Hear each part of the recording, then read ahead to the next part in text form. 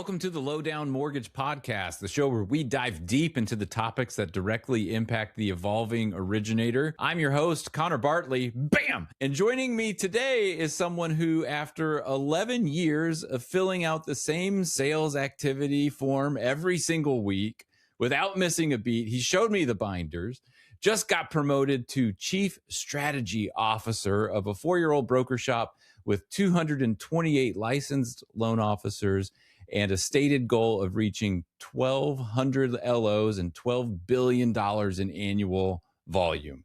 He is also, according to his teenage sons, who are so good for this, the Walmart David Goggins of the step tracking world. Wade Betz, welcome to the Lowdown.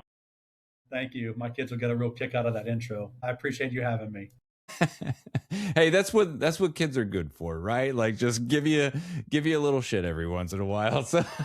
Yeah. I live under the bus. Mom's an angel, but I live under the bus. So that's just the way it goes. Absolutely. So let's just start there, right? So the Walmart David Goggins was kind of a result of narrowly losing a step counting competition to former Lowdown guest Luke Shankula by 130, 150 steps, something like that, for the entire month of January. So before we get into the big strategy stuff, we'll start with the fun stuff. I know a guy like you who's doing, sales tracker activities for 11 years. That's got to eat you up.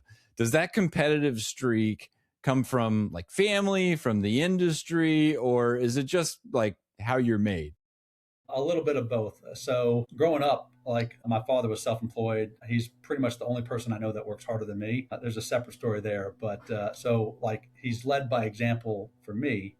And then growing up, I was a pretty serious athlete. In high school, I was an All-American swimmer. That was back when I had cheekbones and everything.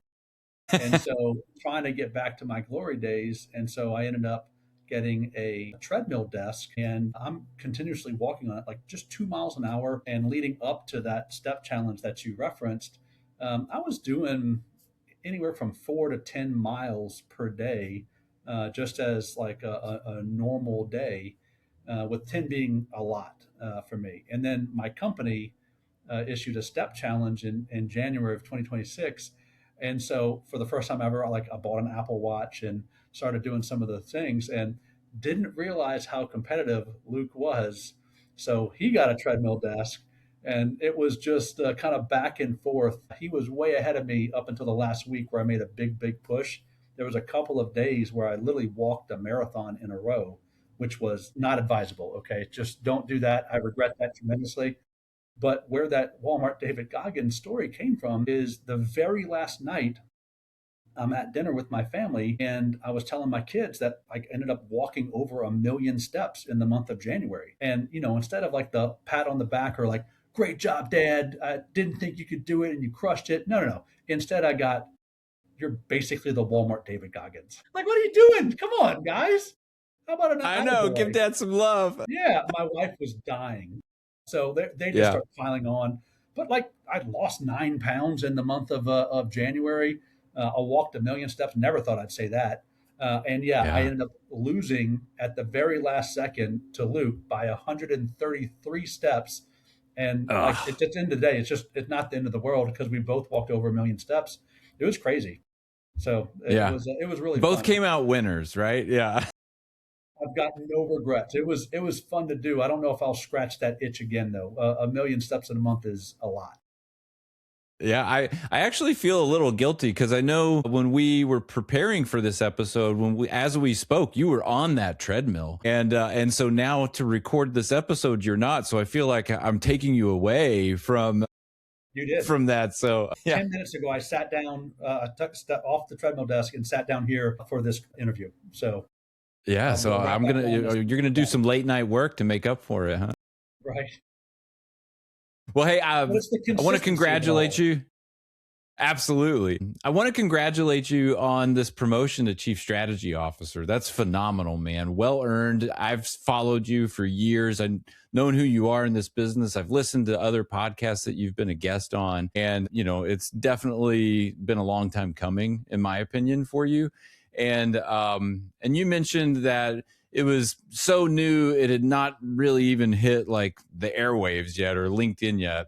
And you went from sort of worrying about your own branch to overseeing all of sales for a company that has 228 loan officers overnight. What is the first thing that actually changes in how you spend your day when the job title goes from branch manager to a person responsible for the whole operation? Yeah, that's a great question because I wear a couple of hats. I mean, I still personally produce at a pretty high level. So, like most of America would switch places with me in a second.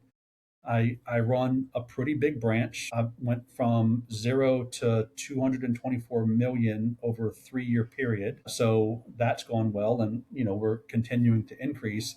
And now stepping into the chief strategy officer role, essentially a lot of the foundational work that I put in place in my own branch, bringing that to the company as a whole, just to help provide systems and structure. I mean, my two favorite acronyms are SWEAT, same way every time, and CARE, create a referable experience. So that's what I'm bringing to the table. And then essentially the 11 plus years of professional coaching that I've received, my leadership style is not a do what I say, not what I do.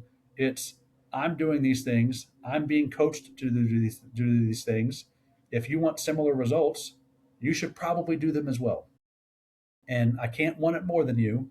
I only care about two things, and this I credit my wife for this.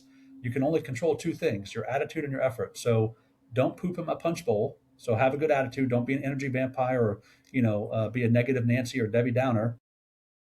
So positive attitude and then effort. You've got to bring the effort. I can't want it more than you. And I'm doing. You mentioned it, a sales activity tracker every single week for literally over 11 years. I brought the binder out just to kind of show you here, like every single week. Look at that. For over 11 years. Exactly. So that's the type of consistency that I'm talking about when I'm having these conversations with loan officers. And I'm just going to say it, the loan officers that track their sales activity and gamify it to where they try to do a little bit better week in and week out, they're the ones that outproduce and outperform those that don't, or those that are inconsistent with it. And then the problem becomes scaling a team around the business that you've built, because now your sales activity is up and now you've got more volume, et cetera. And then it's a different set of problems. So like it's just kind of the loan officer journey, junior LO, loan officer, senior LO, whatever acronyms you want to go, all the way up till you get the branch managers and regional managers. Like there's a path to follow. And so the key is every loan officer has to feel like there's upward mobility. Otherwise, they'll look to leave you at some point because they'll feel like there's a ceiling where they're at and they can't grow anymore underneath your umbrella. Yeah. And to that point, like you are of the mindset of, it's not the loan officer's job to stay, it's your job to keep them. And I know you've Right. built out some things to, support that mindset. Walk me through your thinking behind that. Like, why is that important to you? So it's really important to me because I've seen a lot of my peers and even people that I don't know, just what you hear out there. The mortgage industry is really litigious when you leave. And I believe that the loan officer is the client to the employer. And like we said, it's not the loan officer's job to stay. It's my job as the chief strategy officer and the leadership. It's our job to keep them. So if we're not providing enough value to meet their needs, they should absolutely look someplace else. Now, is the pasture, greener on the other side? Maybe, maybe not. But that's what's going to be the thing that opens the door to them. So in my world, I want them to stay. Of course I do, because retention rates matter when you're running an organization. But I could never put someone's future livelihood in jeopardy just because I might be butthurt that they leave me. Now, I'm human, so I'm going to be butthurt, okay? Yeah. But that doesn't mean that they should fear for their livelihood. It's bullshit. And so essentially, I've got like a multi-step process mapped out in writing with videos filmed and everything, where it's like, here's my why. Then the next module is, okay, something's not working well for you. Let's have marriage counseling, okay? So we have that meeting. Hopefully that cures whatever the issue is. Then the next thing is marriage counseling didn't work. So you're going to go out and explore other opportunities. Here's a know before you go workbook a playbook to help follow. Here's some questions to ask. Make sure you're covering all your bases. The next module after that is, so you've decided to leave me, but you haven't told me yet. Here's how to protect yourself. Make sure you've got access to systems. Make sure you got your database put in order. Make sure to download your 3.4 files. Like, I'm literally showing them how to do all of those things. And then I say, your next employer might not just take my word for it that we won't sue them. So if you want to make extra sure, here's a release form. Our compliance department created it. Okay, have your client sign it. We'll sign it. That fully protects your future employer from any litigation that might happen from you taking your files. So I walk them through all of that. And then the last module is, okay, it's time to break the news to me. Let's have an exit interview. Let's go over your pipeline. Are there any files that are in processing that need to stay with us so that we can take them over and make sure that you get paid per your comp plan? And then is there time to send it to your next place? Like, what do you need to do this? So just so we have a clean break, because at the end of the day, loan officers, when they join a company, they leave 29% of the time within the first 90 days.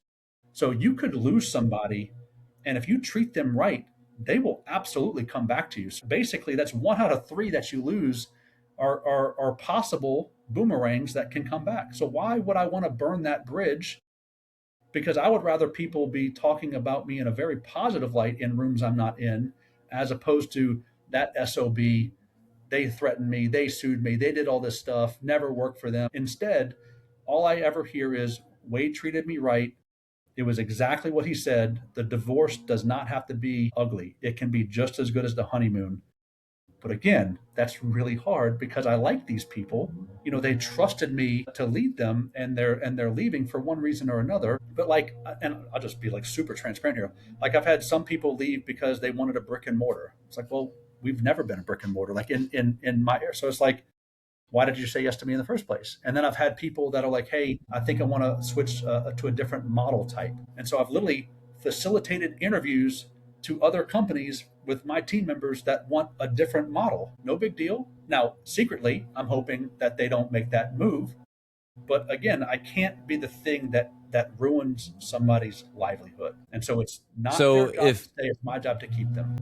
Yeah. And so if there's a loan officer listening right now that's trying to evaluate different opportunities and determine if that new opportunity has the same philosophy or that they would be in alignment, like, what are a few things that you might suggest they ask or look into to make sure that it's the legit culture, or rather than just sort of like a marketing line?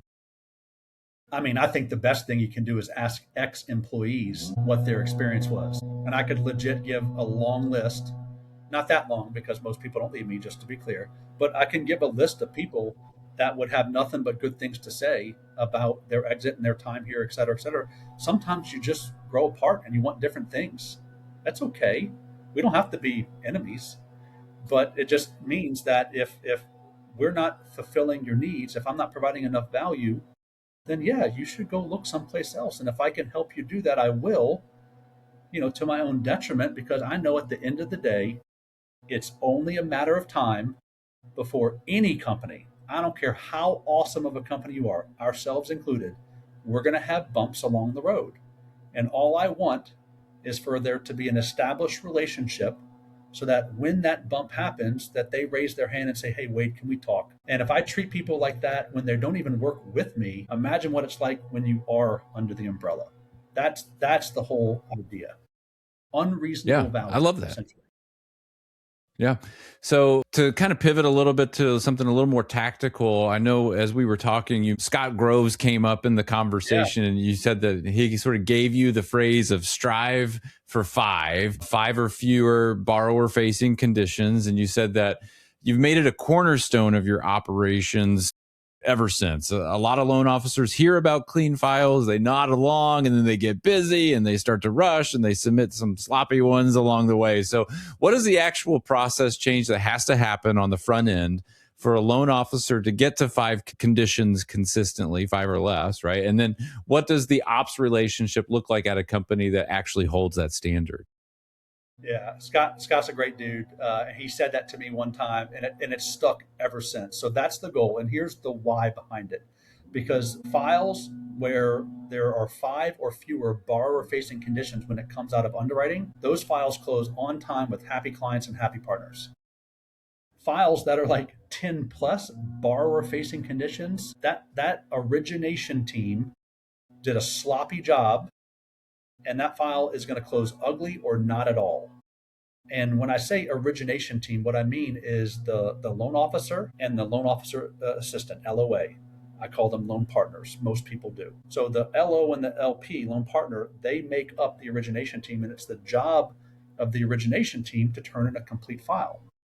And what I find is that loan officers that follow the process and work with a loan partner to submit a file, those files strive for five. And inevitably, the loan officers that go rogue and want to cut the line or cut corners, they get their files submitted themselves. Maybe they don't involve an LOA because they don't have to. I'm not forcing that on you. But when they do, they inevitably have close to double digit conditions, and then they wonder why their files are so bumpy. And it's because loan officers are wired to say yes as fast as possible with as little documentation as possible.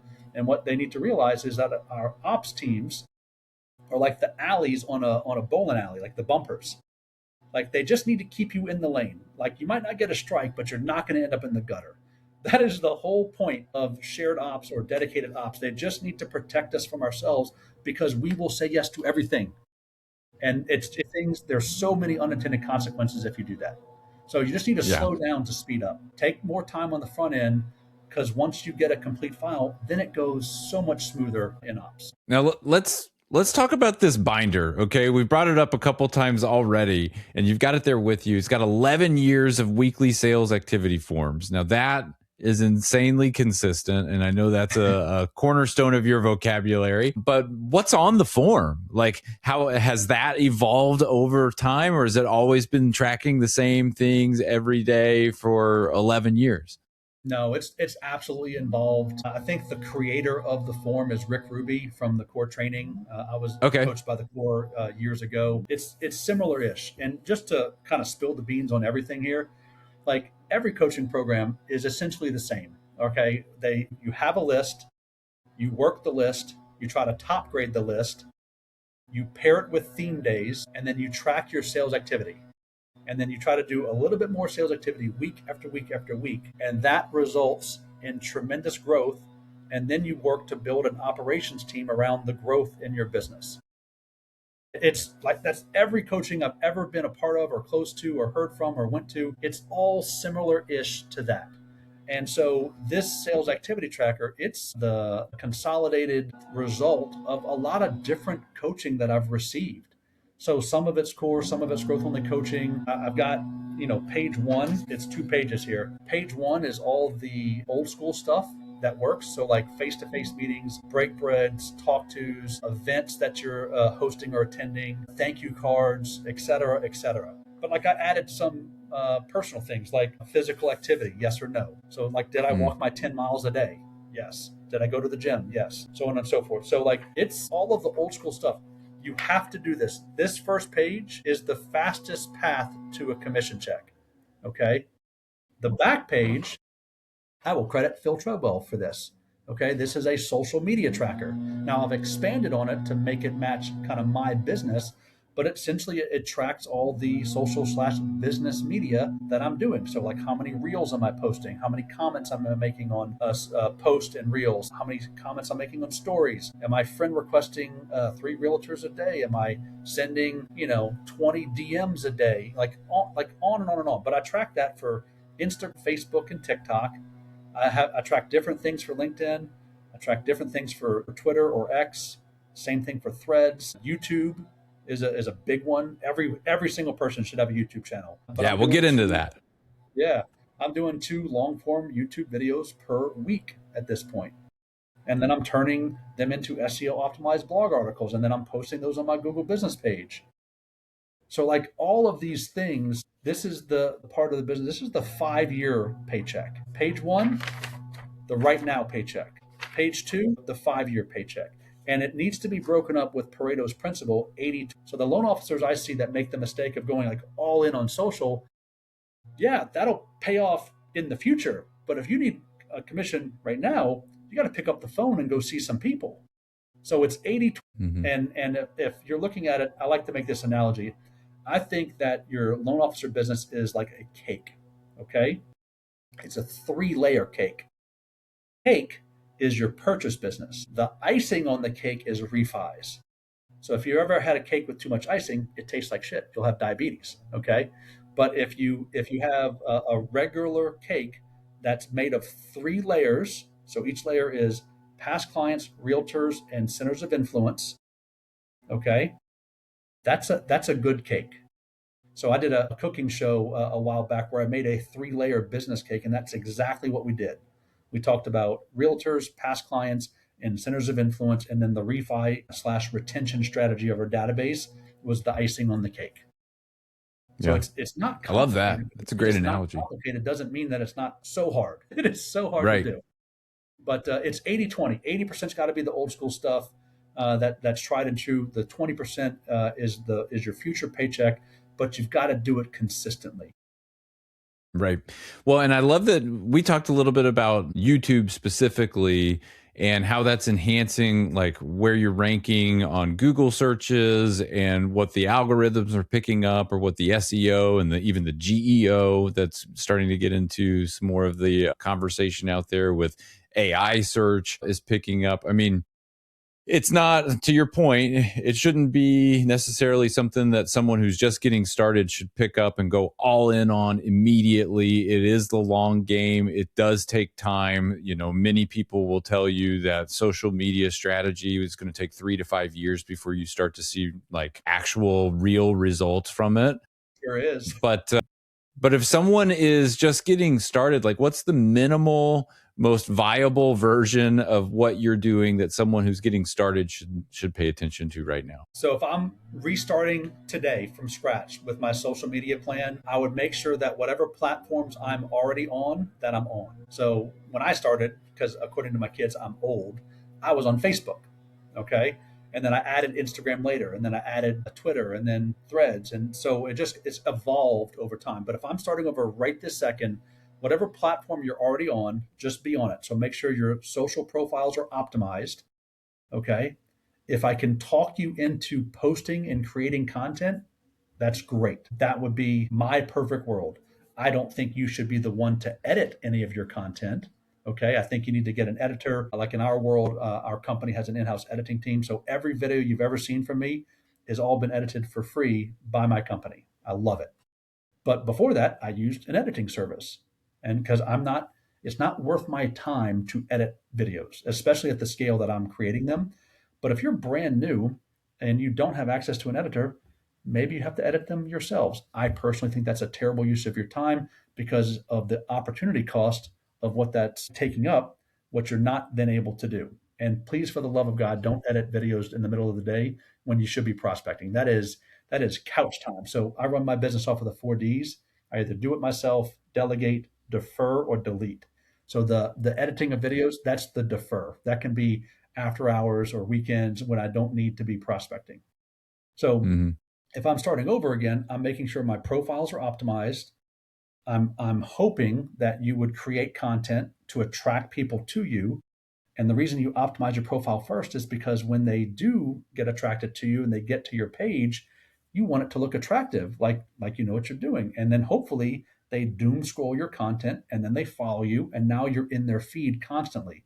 But if you put out a great piece of content without having optimized your profile first and they follow you back to your page and it looks like shit, like they're not staying. They're going to go off to something else. So optimize profile first, then create content if you're willing and able.